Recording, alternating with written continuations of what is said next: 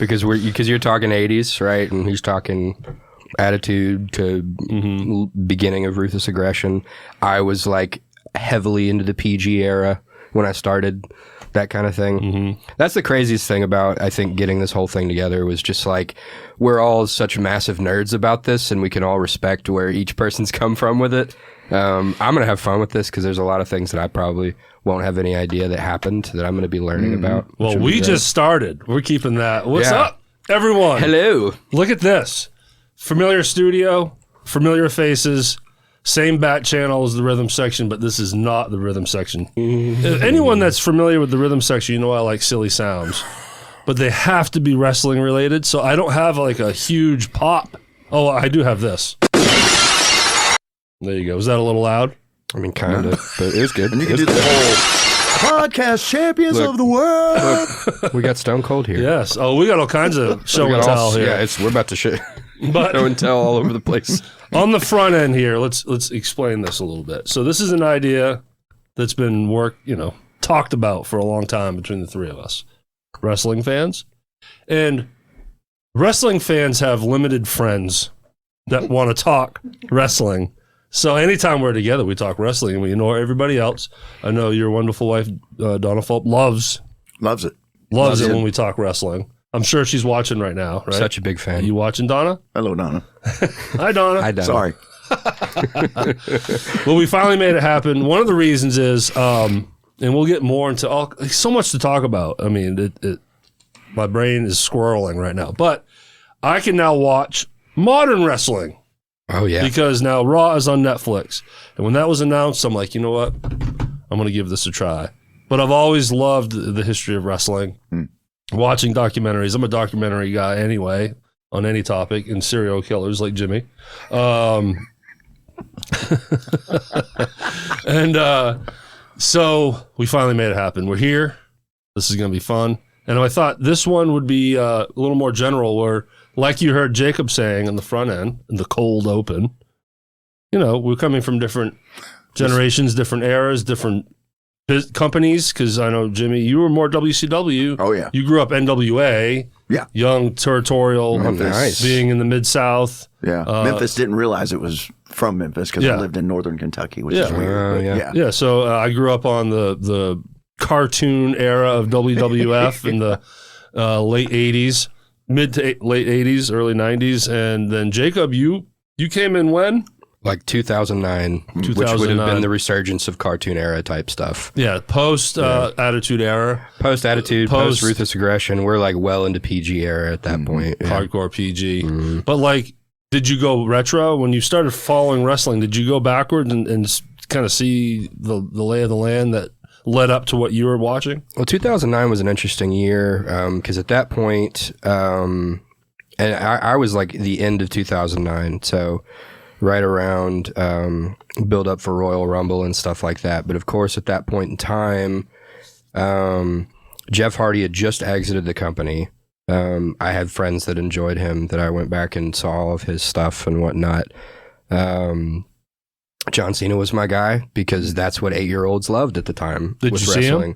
Yeah, so we saw. You missed the John. We did. Yeah, I did see him. I did see him. Yeah, I did. In all of his varieties of colors that he wore. Sorry, but Well, that's the funny thing. I even got to see him like live because I did watch and went to house shows. I saw them live when they came here back in like 2012. So. John Cena was like the guy at the time. John Cena and Randy Orton were like everybody's favorite, and then obviously you had Triple H, who many of myself and other people have ruined a bathroom ceiling by spewing the mist in the shower, and our mom's going, "Why is the paint ruined in your shower? Stop spitting water everywhere." But it was the coolest thing. So who really, what I mean? And so. Getting into that, I went back a little bit because also that year I think was the year that Brett actually made amends with Shawn on television. They shook their hands. And Brett and Vince entered into a feud, which the match wasn't great at WrestleMania. But because this is after Brett had a stroke, right? Oh, yeah. This is well after Brett had a stroke. Yeah. So I've seen that footage, and he's not Brett of young Oh, no. By no means. But the reaction was still insane. Yeah. And then on top of that, my first pay-per-view that I ever saw. Hey, do you know Brett screwed Brett? Supposedly. But of course that supposedly. but of course that information comes from somebody who, we had the black eye when he did it. I mean, yeah. No, it's funny. My first pay-per-view that I ever watched was Royal Rumble 2010, which is when Edge made his first comeback because he came back from an Achilles. I hate you. That's Mr. Edge right there. Edge. Talking about John Cena too. He's got one of the best entrance themes of all time too, with Alter Bridge's Metal Ingus. It's just great. Oh, what the hell? Well, I mean, Triple H had Motorhead, right? He did. And Motorhead performed, and Motorhead performed it one year, and Lemmy forgot all the lyrics, and it was great. It was great. Well, he's 115 years old, but probably. Lemmy's the best. So who really, you know what I mean? Like that's the coolest thing. So Jimmy, you grew up in the territorial. I did. The territory era. Yeah. So you lived in Kentucky, right? Yeah, northern Kentucky, just south of Cincinnati. And I was actually able to look up the date of the first live event that I went to in my high school gym. Wow. In Owenton, Kentucky, Owen County. My graduating class was maybe 100 and something. And what was the name of your territory? Was it Memphis or Mid-South? They called it CWA, Championship Wrestling Association. Okay. That was the Memphis one. But we also had another one based in Kentucky called ICW, International Championship Wrestling. On TV? Yeah. So there was overlap on TV. Yeah. Even though you're not supposed to be touching other people's territory. Exactly. Yeah. So ICW was an outlaw. Oh, was that the Macho Man's family? Angelo Poffo. Yes. Macho Man and Leaping Lanny owned it. And then Memphis bought them. Yeah. Right. So they were at war. It was almost like pre-Monday Night Wars, I guess, And so April 7th, 1981, in my high school gym was Ronnie Garvin versus Randy Savage in the main event. Cool. Dude, I was like, this is the best thing ever. I was 3 years old. Yeah. And nice. Jacob. I was How old were you? I was there. Just in the back. So you grew up watching on TV, but you didn't know that it was like a week delayed from Memphis TV. Yeah. And then delivered to your area. Yeah. I mean, the territory era. Have you dug in? Like, again, Jacob, do you watch docs? Do you watch old school stuff? Yeah, I watch a little bit. I also listen to a lot of different podcasts on stuff. So, like, obviously the main ones are stuff like Busted Open or those sorts of things. But I listen to Cornette a good bit too. Oh, me too. Yeah. Just because I think it's interesting to find different perspectives on what's going on now as compared to what happened. Well, Cornette is, I mean, a lot of people love him. Me. I'm going to have a shirt. I'm a Cornette guy. There's a shirt that exists. That's mine. A lot of people don't like him because, quite honestly, he shits all over modern wrestling. Well, he does. To a degree. He hates AEW. Which hates it. Yeah, can't blame him, right? Not now. But then Bruce Pritchard, Wrestling with Regret, man, that's a great podcast too. But yeah, the territory era was interesting because there's a lot of pre-tape and then delivering to different markets. Right. And didn't have social media, didn't have and you could hold storylines. Yeah. I mean, back then kayfabe was, a religion. It was a thing still. Religion. Yeah. The heels were not allowed to travel with the baby faces, different locker rooms, others each on different ends of probably back then, the different ends of the armory of the high school gym. Yeah. Not the arenas quite. Well, maybe some. But like, why are these guys hanging out? Yeah, it was. I mean, that was one of the things that I remember hearing about The Undertaker was that back when kayfabe was still a thing, he would literally drive around like you pull through a McDonald's drive-through in a hearse. Yeah, he always dressed all full in black, garb, all in black. Yeah, and he was one of the last guys to actually kind of keep up stuff like that. Yeah, but territory stuff. The only big exposure I got to stuff like that was like watching The Iron Claw recently. Great movie. Which is great, about the Von Erichs and the tragedy of that family. But to see how that business worked, where it was, okay, you have Ric Flair, you have this guy, you have that guy who works these territories. Yeah. And then eventually, if this other guy that faces him gets enough publicity, well, maybe he can be the guy that then carries it through the territories. Andre the Giant was the biggest one. Of course, Ric Flair. Dusty Rhodes. Ric Flair always did a good job of like going to the different territories. Like he came to Memphis and made Lawler look like $1 million. Yeah, even though he didn't, of course, he didn't win the title, but Rick would still win. But yeah, that was his role. Yeah. The NWA champion was there to put shine on all the territories. You thought your local guy had a shot. You know what I mean? Yeah. Oh, man, the King could have beat him. You know what I mean? Yeah, exactly. Because it's all about drawing money. Yeah. There you go. I love the terminology we can use, drawing, pop. But like I said, I grew up in the cartoon era. And not only the cartoon era, but the cookie cutter. Like WWF was cookie cutter, where it was Saturday mornings, Saturday Superstars. That's what I grew up on. And they would do their house shows, but then they'd also have live events or live filmed events where you go, much like you went to see Smackdown at FedEx Forum. Well, I went to see one taping of Saturday Superstars. But what they do is they chop it all up. So then when it comes to Saturday morning, you might be watching one match that was in Philadelphia and the next match might have been, and being a little kid, you don't see that. Oh, this arena looks different. You didn't see that. And they were all squash matches. I mean, it was so predictable. And that's when early on I was like, I don't know how real this is, but I still understood it in a way. And I was definitely someone that would get pissed off if someone said, that shit's fake. No, it's not, man.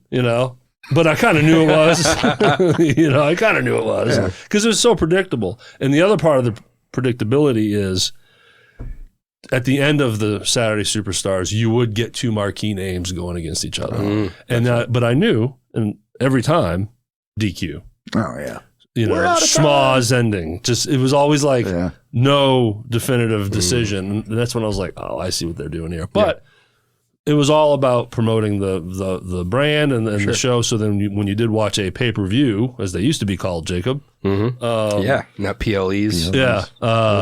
Then that's where you get the payoffs and the wins and that actually, for sure. But that's what I grew up on. But I loved it, man. Like I was an Ultimate Warrior guy. I was. Yeah. Of course, now you realize, man, that guy was very hated, not liked. But man, when he came out exploding, like he did, and shaking the ropes, it was great. But it's captivating. My favorite though, right here, Brutus the Barber fucking Beefcake. Brutus the fucking Barber Beefcake. This shirt is courtesy of Mr. Jimmy Fulp. Thank you for that. But nice. But yeah, he was not a great wrestler, but he was cool. I feel like Ultimate Warrior, like in terms of like popularity, the most thing I can compare it to would be like the Goldberg thing. It seemed a lot like that kind of thing, but in the 80s, where you had somebody who was so captivating as a character, right, and as an act. But maybe backstage, because he was kind of involved in squash matches and no-selling things. And these are all terminologies that I'm sure we'll get into at some point. Oh, yeah, I mean. But all three people watching this already know. Yeah, I already know. That's why they're here. Right, Donna? Right? Donna's like, what's squash? What's squash? I don't like that. Why would they have a squash match? Wouldn't that be messy? Do you mean like zucchini? I definitely feel like, so for you, curious just for a second, just so that you can sit in the interviewee spot for a minute. What we talk about the idea of drawing money and all of that. What was the thing that drew you in as a consumer to this world of wrestling? Was it these characters? Was it one specific person, or was it kind of just a combination of all these things? I don't remember like the first match, or like Jimmy was able to pull up a date. I don't remember when I first saw it, when it hit my lexicon. But I just loved the colors and the action and just the yelling and brother and I didn't know what promos were. I didn't know the term, but you know what I mean. Watching these larger than life characters yelling and screaming at each other. I just that was really it. But then early on, I started going retro. Like I guess I've always been this person that likes documentaries in the past. Before Blockbuster and like old movie, like chain movie stores, VHS stores, we had like a little hometown one, and I walked in one day and they had a whole section of wrestling, but like bootleg stuff, WrestleMania 3, that's how I was able to watch WrestleMania 3, And that's when I was like, oh, this is so good. And I got to see Hulk Hogan slam Andre. But then going back to, wait a minute, something's fishy about all this. And then the guy I like now was a different guy then, and he was liked, but now he's hated. And, so that was what kind of turned me. But yeah, I think it was just it was like a cartoon for me because of the kind of wrestling I was able to watch, where the territory stuff was very wrestling. Mm-hmm. Right. You didn't have you didn't have pyro. Right. Yeah. Yeah. Well, especially not in a gym like that. Yeah, for sure. I'd ask the same question to Jimmy. What was the thing that kind of drew you in with wrestling? Man, when I moved to Northern Kentucky area, I hadn't watched, and I remember I'd lived there maybe a year or so. We moved in 79, so probably sometime around 80. I was like 9 years old. So a friend of mine was asking if I didn't know who Jerry Lawler or Handsome Jimmy Valiant. I didn't know these guys. So he's like, Saturday morning, we're going to watch it. And I thought it was the coolest thing ever. Yeah. And then, like I said, we started seeing these posters around town where ICW was coming to the school. Uh-huh. And my dad actually took me to the first one. Nice. And I was hooked, man. Yeah. Savage walked in late. Probably his car broke down or something because they were making $50 and a hot dog back then. If they were lucky. Yeah. And he walks in late and stops at the ring announcer's table and grabs the mic. Now, was he full mach? Oh, yeah. I mean, he already had the whole nuts. The whole. Oh, yeah. He was Macho Man. Guaranteed personified. That was his. Yeah. Oh, that's cool. Yeah. That's awesome. Yeah. I mean, it's just big characters. Oh, yeah. And Cowboy Bob Orton Jr., which is Randy Orton's dad. Father. Yeah. He was also there on that card. Man. So it's just a lot of, cool history, man. Yeah. Legends. Right there in that little gym, and then they end up, or their kids end up huge. But yeah, that was it for me, man. Getting into the Memphis thing and then the ICW stuff. Jacob, you mentioned spitting the water. Yeah. Right? I have my own version of that. Go for it. So you have to, pre-story, I lived with my grandparents and my grandmother was my grandmother. And she had pillows on the couch that were perfectly placed. Right. And Derek stopped messing with the pillows, but I'm a little kid. And I grew up an only child, long winters, kind of isolated. And I would pretend to wrestle these pillows. Jump off the couch, elbow drop, landing on the floor. My grandmother's like, here I am destroying the house, banging all over the place, But I remember I would be losing and the pillows beating me up. And, you know what I'm saying? Like I would, looking back on it, I was like, man, I was selling. I was storyline. You could have been the next one, Derek. The whole thing. Did you Hulk up? Yeah, I would. You know what I mean? And then I'd body slam the pillow, 1, 2, 3, like shit like that. We all did it. Same here. Yeah. And my grandmother would just get so mad at me because the living room would be trashed. I'm like, and I wouldn't be like, I called her Meme. I was like, Meme, I'm wrestling. I wouldn't even say why. I would just be like, you sorry. don't understand. This is a really important match right now. But I got to see a taping of Saturday Superstars once and then 2 house shows, which was really cool. That's great. Yeah, and it's interesting back then, the difference. When you go to a taping, bright lights, big show, a house show, everything's dark. Mm-hmm. The only light on the ring. Mm-hmm. The house show was great because you did see wins and losses. Mm-hmm. Well, you did Saturday, Superstars, but it was squash match. Jobbers, you knew. Yeah. The Barbarian going against this little potbelly, against indie guy from Pittsburgh. Yeah, against Billy. Yeah, but you know where this is going. But the house shows, you got to see actual matches. It was really cool. Yeah. But yeah, that's my history there. But then I grew out of it and then never watched it. Never. For years. What was the turn of growing out of it? Was it just other things kind of came in the picture? Yeah, I guess I was in high school at that point. Smoking a lot of weed might have had something to do with that.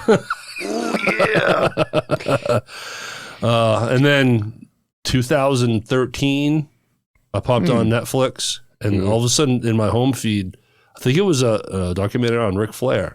I was like, oh, wow, that's cool. Let me watch that.